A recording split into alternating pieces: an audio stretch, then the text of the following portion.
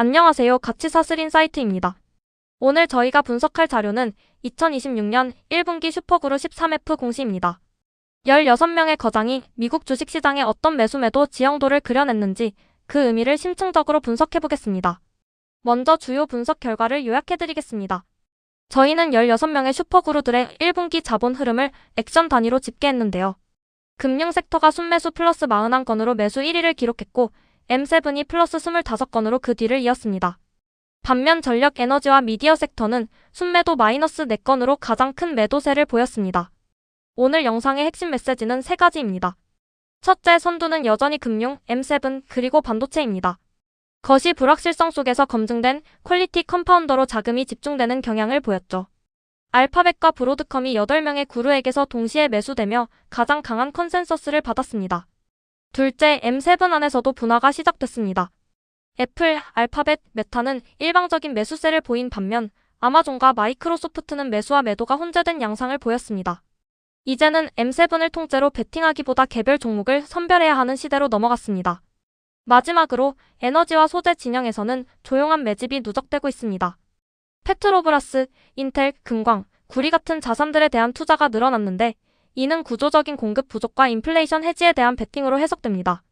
오늘 분석에 사용된 프레임을 간략히 설명드리겠습니다. 저희는 워런 버핏, 스탠리 드러켄밀러, 레이 달리오, 그리고 국민연금까지 총 16명의 슈퍼그룹을 분석 대상으로 삼았습니다. 각 그룹의 거래를 4가지 카테고리로 나누어 집계했는데요. 이번 분기에 처음으로 산 종목인 신규 매수는 가장 강한 매수 신호로 봅니다. 기존 보유 종목의 비중을 늘린 추가 매수, 비중을 줄인 일부 처분, 그리고 포지션을 완전히 청산한 전량 매도는 가장 강한 매도 신호입니다. 이 4가지 카테고리를 액션수 단위로 집계했으며 순매수는 매수 액션에서 매도 액션을 뺀 값으로 계산했습니다. 먼저 1분기 섹터 지형도를 큰 그림에서 살펴보겠습니다. 매수 액션에서 매도 액션을 뺀 순매수 값을 기준으로 가장 자본 유입이 많았던 섹터는 금융이었습니다. 순매수 플러스 41건을 기록했죠. M7, 바이오 신약, 반도체, 소프트웨어가 그 뒤를 이으며 상위권을 차지했습니다. 반대로 자본 유출이 가장 많았던 매도 우위 섹터는 미디어와 전력 에너지, 플랫폼과 보험이었습니다.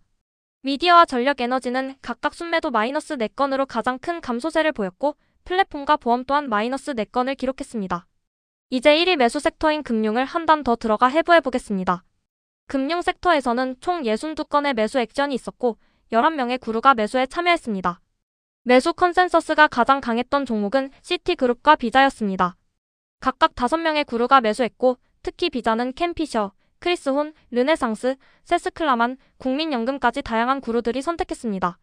JP모건, 뱅크 오브 아메리카, 무디스, 마스터카드 또한 4명의 그룹에게서 매수 컨센서스를 받았습니다.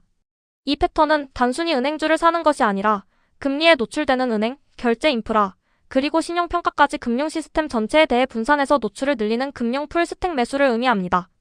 특히 무디스와 같은 신용평가회사가 사랑받는다는 점은 위험한 베팅이 아닌 확실한 비즈니스, 즉 캐시머신형 컴파운더에 자본이 집중되고 있다는 의미로 해석됩니다. 이번 분기 분석에서 가장 중요한 통찰 중 하나는 바로 M7 내부의 분화입니다. 더 이상 M7을 하나의 묶음으로 매수하는 전략이 통하지 않는다는 것이죠. 종목별로 매수 그루수와 매도 그루수를 비교해보면 명확합니다. 애플은 7명이 매수하고 아무도 매도하지 않아 거의 만장일치에 가까운 컨센서스를 보이며 컴파운더로서의 회귀를 알렸습니다. 메타와 알파벳 A 또한 각각 7명, 8명의 매수세를 보이며 강력한 지지를 받았습니다. 하지만 마이크로소프트는 매수 5, 매도 4명으로 양방향 혼재된 모습을 보였고 아마존은 매수 5, 매도 6으로 오히려 매도 우위를 나타냈습니다. 특히 테슬라는 매수 1명, 매도 2명으로 관심 자체가 축소된 모습입니다. 이는 M7 개별 종목의 펀더멘털과 AI 자본 지출 부담, 차익 실현 등의 요인에 따라 그룹들이 각기 다른 판단을 내리고 있음을 시사합니다. 다음은 반도체 섹터입니다. 순매수 플러스 19건으로 9명의 그룹가 이 섹터에서 투자를 늘렸습니다. 여기서 주목할 점은 엔비디아가 아닌 브로드컴이 가장 강한 매수 컨센서스를 받았다는 것입니다. 8명의 그룹가 브로드컴을 매수했습니다. 이는 엔비디아 독점 시나리오에 대한 인식이 변하고 있음을 시사합니다. 또한 TSMC는 매수 5, 매도 3으로 양방향 혼재된 모습을 보였고 인텔은 4명의 그룹에게서 신규 매수를 받으며 18A 파운드리 턴어라운드에 대한 베팅이 시작되었음을 알렸습니다. 이러한 흐름은 AI 인프라 밸류체인 전반에 걸쳐 광원, 설계 도구, 소재, 특화 파운드리 등 하방으로 확산되고 있음을 보여줍니다. 엔비디아 단일 베팅의 한계를 그룹들도 인식하기 시작한 것이죠. 2명 이상의 구루가 동시에 신규 진입한 종목들을 통해 스마트 머니의 새로운 베팅 시그널을 살펴보겠습니다. 루멘텀 홀딩스는 4명의 구루가 신규 매수하며 AI 광통신 부품에 대한 데이터 센터 인터커넥트 베팅이 이루어지고 있음을 보여줍니다. 인텔은 드러켄 밀러, 타이거 글로벌, 베일리 기포드를 포함한 3명의 구루가 신규 진입하며 18A 파운드리 턴어라운드와 미국 제조 정책 수혜에 대한 기대를 반영했습니다. 페트로브라스는 레이 달리오와 하워드 막스가 신규 매수하며 신흥국 고배당 에너지와 인플레이션 해지 관점에서 접근했습니다. 이외에도 신흥국 채권 ETF, 코어위브, 타워 세미컨덕터, 인테그리스, 펜 아메리칸 실버, 시놉시스 등이 신규 매수 컨센서스를 받으며 다양한 테마에 걸쳐 새로운 자본 흐름이 형성되고 있음을 알렸습니다. 이번에는 매도 컨센서스를 통해 구루들이 비중을 줄이고 있는 영역을 살펴보겠습니다. 3명 이상 구루가 동시에 매도한 종목들입니다. 아마존은 워런 버핏을 포함한 6명의 구루가 매도하며 가장 강한 차익 실현세를 보였습니다. 우버는 베일리 기포드, 빌 에크먼, 르네상스, 조지 소로스 등 4명의 구루가 매도하며 랠리 후 차익 실현과 플랫폼 섹터 전반의 약세를 반영했습니다. 마이크로소프트도 4명의 구루가 매도하며 AI 자본 지출 부담 우려가 있음을 시사했습니다. 쿠팡은 드러켄 밀러, 베일리 기포드, 조지 소로스 등 3명이 매도하며 한국 이커머스 노출을 줄이는 시그널을 보였습니다. 유나이티드 헬스, 앵글로골드 아샨티, 애플로빈, 세일즈포스, 서비스나우 등 다양한 섹터의 고멀티플 종목들에서도 차익 실현과 AI 수익화 지연 우려로 인한 매도세가 관찰되었습니다. 겉으로는 잘 드러나지 않지만 1분기 자료에서 조용히 누적되고 있는 중요한 흐름이 있습니다. 바로 에너지와 소재 섹터에 대한 매집 그리고 인플레이션 해지 베팅입니다. 원유 개발 EMP 섹터는 순매수 플러스 9건을 기록했고 워런 버핏은 옥시덴탈을 추가 매수했습니다. 광산 개발 섹터는 순매수 플러스 6건으로 레이 달리오와 르네상스가 펜 아메리칸 실버를 신규 매수하며 금, 은, 구리에 대한 동시 노출을 늘렸습니다. 원유 정제 섹터도 순매수 플러스 5건을 기록했고 특히 페트로브라스는 레이 달리오와 하워드 막스가 신규 매수했습니다. 종합 반도체에서는 인텔이 4명의 구루에게서 신규 매수되며 18A 파운드리 턴어라운드에 대한 저점 베팅 컨센서스를 형성했습니다. 이처럼 M7을 사면서 동시에 금속과 원유를 사고 있다는 것은 모순이 아니라 달러 약세 또는 인플레이션 재발 시나리오에 대비한 해지 포지션임을 의미합니다. 이번에는 구루들이 비중을 줄이고 있는 위험 회피 섹터, 즉 순매도 우위 영역을 살펴보겠습니다. 플랫폼 섹터는 우버 4명 매도라는 단일 효과로 마이너스 4건을 기록하며 모빌리티 차익 실현이 두드러졌습니다. 미디어 섹터 역시 디즈니, 컴캐스트 등 전통 미디어의 동반 약세로 마이너스 4건을 기록했습니다. 전력 에너지는 AI 데이터 센터 수혜로 작년 폭등 후 차익 실현이 우세하여 마이너스 4건을 나타냈습니다. 보험 섹터는 매수와 매도가 혼재되었지만 일부 손해보험의 차익 실현으로 마이너스 4건을 기록했습니다.